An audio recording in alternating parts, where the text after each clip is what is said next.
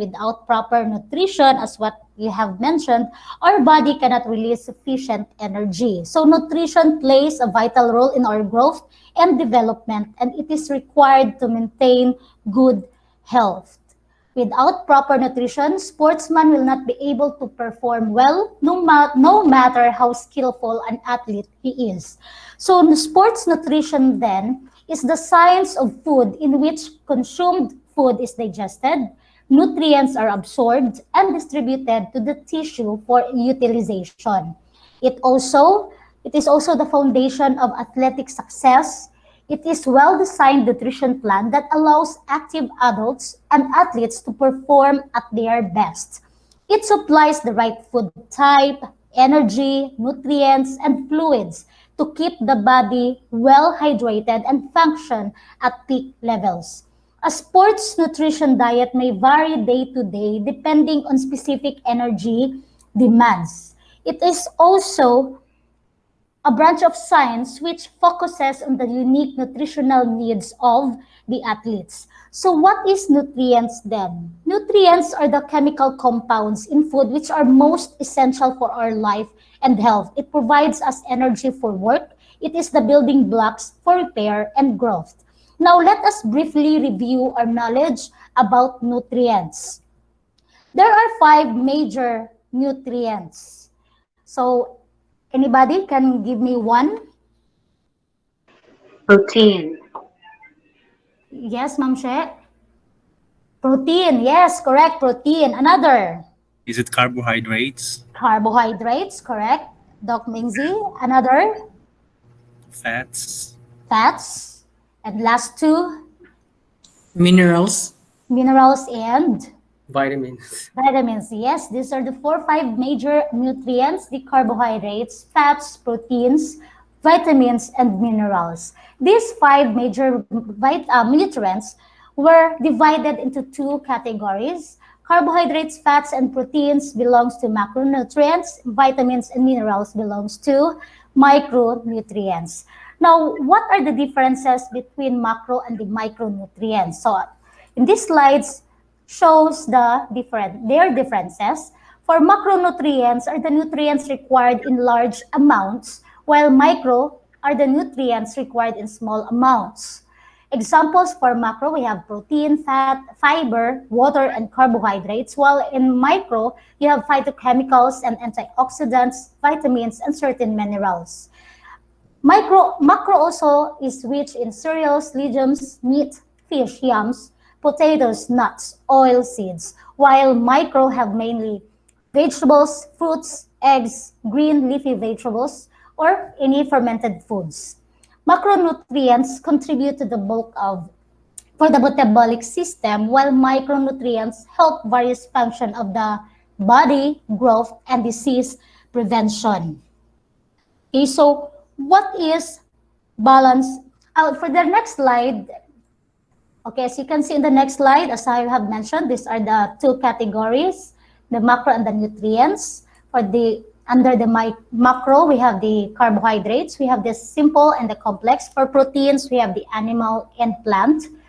For the micro, we have vitamins and minerals. We have fat-soluble vitamins, water-soluble vitamins. We have also the macro minerals and the micro minerals. And lastly, for the macro, we have fats, saturated and unsaturated fats. We have also a non-nutritive water, fibers, and preservatives. Okay, so I'm not going to discuss any more each nutrients in depth because we have already learned that to our previous education. So what is balanced diet? It is a diet which contains all nutrients, macro and micro, in a correct proportion for efficient working of the body. So what is the function of the balanced diet then? First, it provides sufficient energy. It helps in optimum growth and development.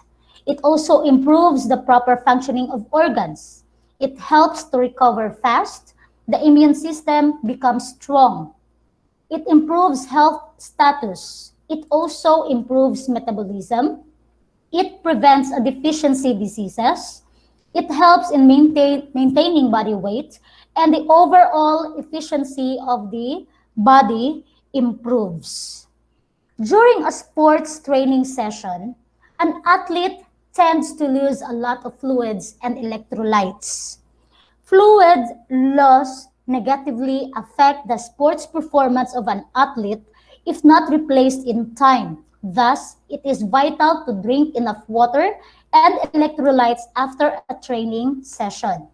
A proper diet is the intake of appropriate types and adequate amounts of food and drinks to supply nutrition and energy for the maintenance of body cells, tissues, and organs, and to support normal growth and development.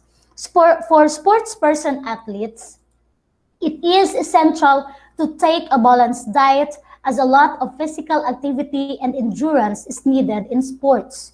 The quality of sports diet depends on the correct proportion of carbohydrates, fats, proteins, minerals, salts, etc., which constitute the main nutrients of the diet. So there are factors affecting the diet. First factor is your age, sex, and body surface area. Diet differs from age to age. Youngsters need different types of food, both in quality as well as quantity, as compared to older people who need diet in less quantity with lesser fats. Another factor, types and duration of activity. Diet also depends on types of activities that we do and their duration. Next factor, eating habits and social costumes. These are also can affect the diet of an individual. Next factor is the climate factors. Food varies in different climates, like the diet is different in summers compared to winters. And last factor, health status and growth. If you are in good state of health, then you will have a good diet, whereas an unhealthy individual cannot have a similar diet. Now, let me ask you, who among you here on a diet? Isa'y nag-diet sa inyo din Ako, I admit, I am on a diet because I'm maintaining a body weight of 50 kilograms. So I did a regular exercise. I did a daily yoga and 3 times session for badminton. So for the others, nag-diet with babo? or food is good? Na. Food is May good. uso. Why uso? Nabisi na. Na. Right now, there's no diet. Before na grand ko. Pero Right now, there's no diet. Okay. Walay pag Just the usual eating. Just the dili usual uso. eating. Okay. So, dili uso. Dili Of proper course, kay. Sometimes we cannot eat man. we cannot maintain. Oo. Okay, so no, as you have observed, pagtungtong nato ka ng 30 years of age, nakahinay na ang ato ang metabolism. So though the list very less ang atong gikaon, pero tingala ta nanambok lang gihapon ta, in which because di man balance ang ato ang diet. So dapat apilan gyapon siya og physical activity. Tingala mo, so maniwa naman ta koy rice, sige ra kog tubig pero dako man gihapon ko, no? Na, Check. di ba? Okay, so for us who are on a diet, we need to know what is proper in our system. So as you can see on my current slide, it shows the food myth and its factual information. Okay, so first myth, eggs increases cholesterol level. Fact, eggs are one of the best sources of energy. Egg provides various nutrients, so taking it at least 1 egg daily is advisable. So kinsa may mahilig og egg niya diri, so very good na siya. Next myth, food which has very low fat or no fat is good. But for the fact, our body needs fats for energy, tissue repair, and to transport vitamin A, D, E, and K. Another myth, crash dieting or fasting lose weight. Fact, it may give fast results but has lot side effects. Another myth, food eaten late night is more fattening. Kani, usog yung kini nga check ka, basta mo kaon daw tag 12 midnight, the more daw ta manambok. But fact, it doesn't make much change. Another myth, Low-fat milk has less calcium than full-fat milk. Fat, skimmed, and semi-skimmed have more calcium. Okay, so another, vegetarian cannot build muscles. No. Fat, vegetarian can build muscles by eating veggie food rich in proteins like pulses, nuts, and milk. Last, healthy food is very expensive. Actually, all tinned, stored, packed food is expensive, whereas local or seasonal foods are not so expensive. Okay, so that is so at least through this information, it can help us correct the misconception that we are in a diet process. So what is the goal of the sports nutrition? Active adults and competitive athletes turn to sports nutrition to help them achieve their goals. Examples of individual goals could include gaining lean mass, improving body composition, or enhancing athletic performance. These sport-specific scenarios require different nutritional programs. Research findings indicate the right food type, caloric intake, nutrient timing, fluids, and supplementation are essential and specific to each individual. The following are different states of training and competitive sports benefiting from sports nutrition. First goal is eating for exercise or athletic performance. Training programs require a well-designed diet for active adults and competitive athletes. Research shows that balanced nutrition plan should include sufficient calories and healthy macronutrients to optimize athletic performance. The body will use carbohydrates or fats as the main energy source depending on exercise intensity and duration.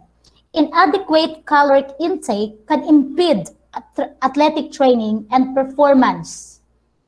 Active adults exercising 3 to 4 times weekly can usually meet nutritional needs through a normal, healthy diet. Moderate to elite athletes performing intense training 5 to 6 times weekly will require significantly more nutrients to support energy demands. For example, and according to research, energy expenditure for extreme cyclists competing in the Tour de France is approximately 12,000 calories per day. No? So for the second goal, eating for endurance. Endurance programs are defined as 1 to 3 hours per day of moderate to high intensity exercise. High energy intake in the form of carbohydrates is essential. According to research, target carbohydrate consumption for endurance athletes ranges from 6 gram to 10 gram per kilogram of body weight per day. Fat is a secondary source of energy used during long duration training sessions. Endurance athletes are more at risk for dehydration.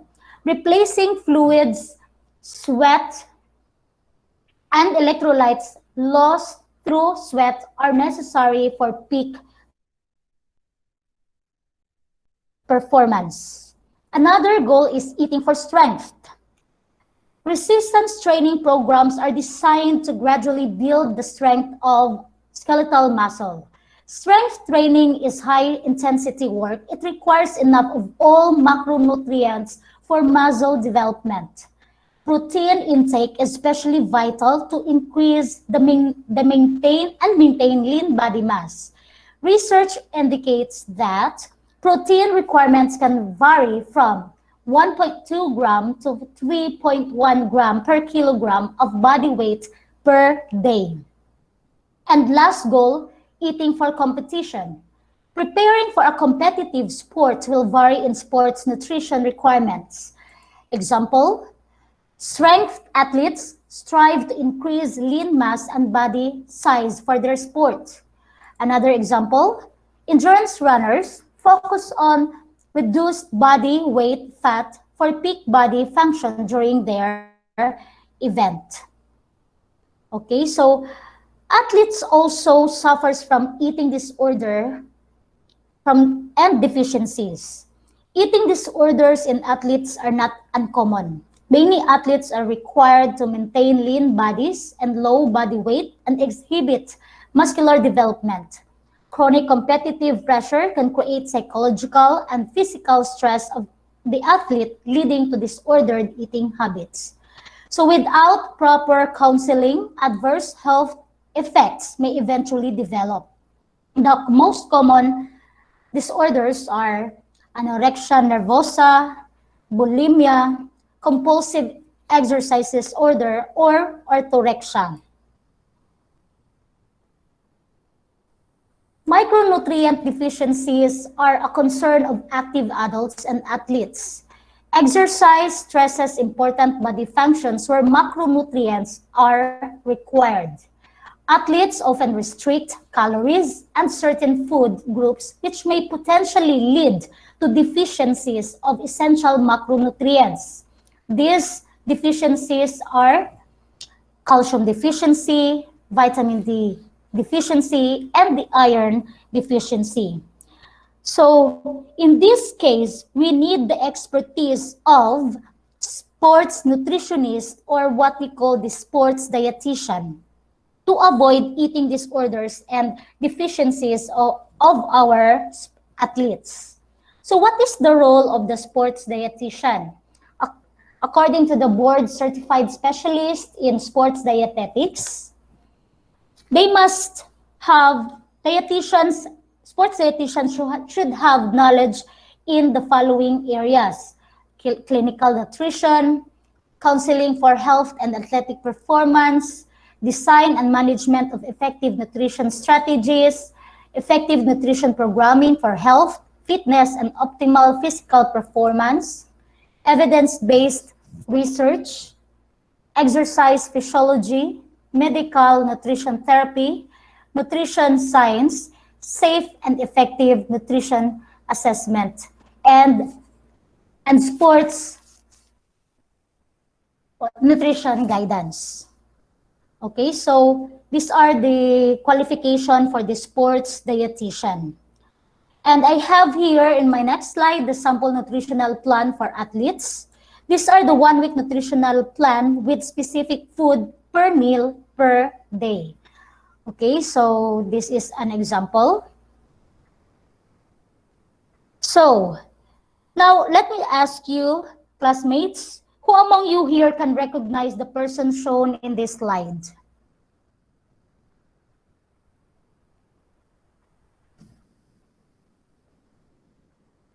Anybody? Can you recognize her?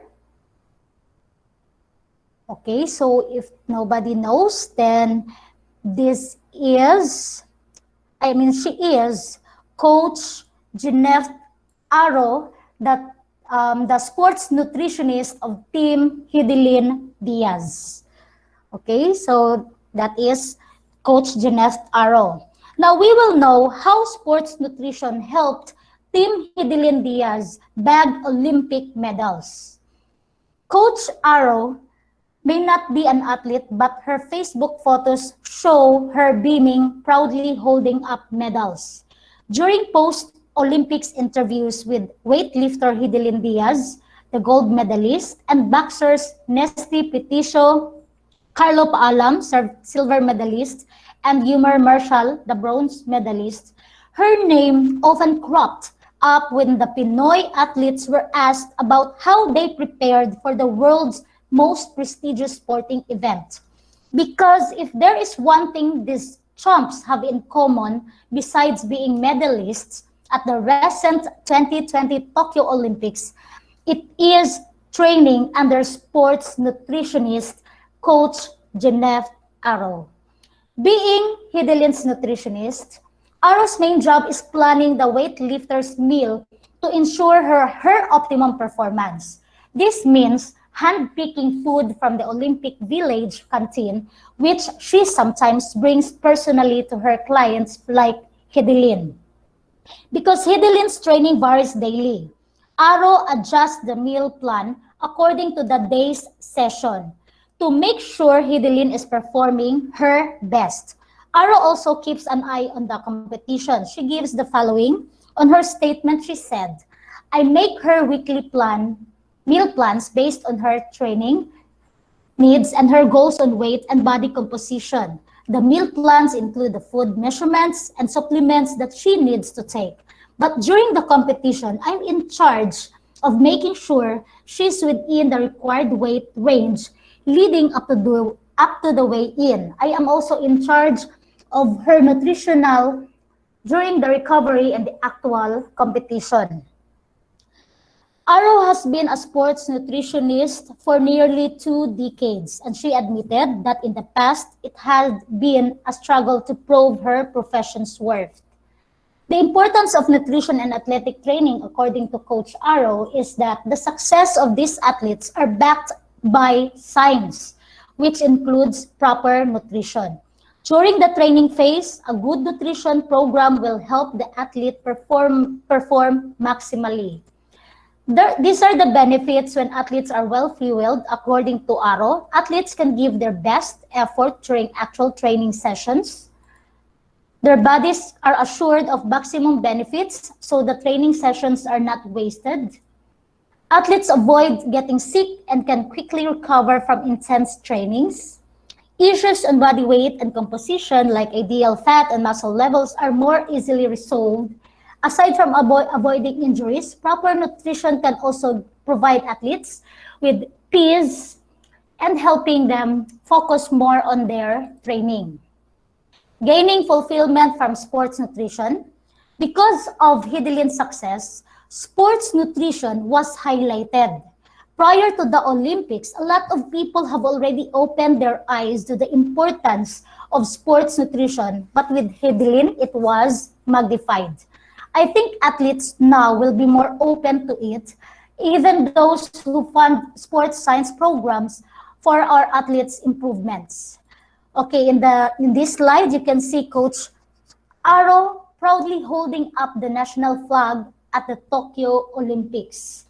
Okay, so who among you here are sports coaches? Me, I myself, I am a badminton coach. And how about the others? Are you dance sports coach or gymnastics coach? Or yes, Doc.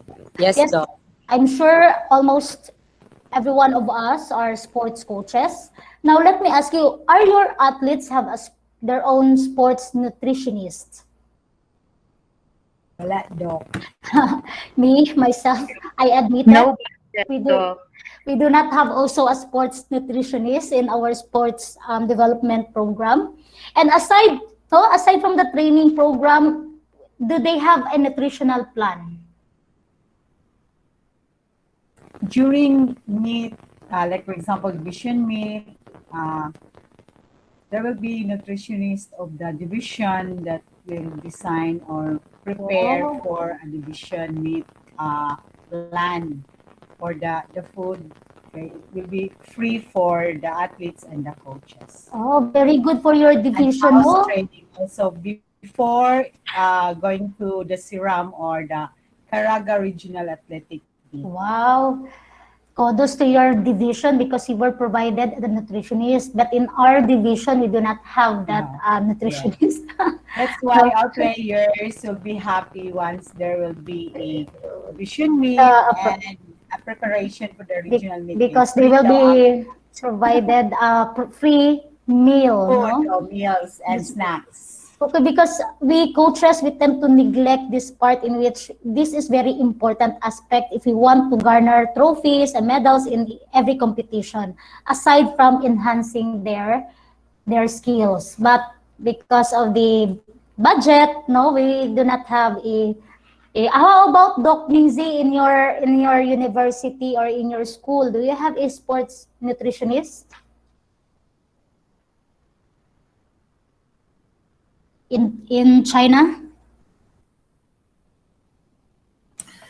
Yeah, no. In my in my college and Oh. no No, Yes. no, they didn't provide any sports nutritionist. So I hope, no, I hope that all of our divisions and all of our universities will provide a sports nutritionist. It's just that they maybe it's their last priority ang sports. Even in our university, no, last priority nila ang kining mga needs sa sports program. And I hope dili maana.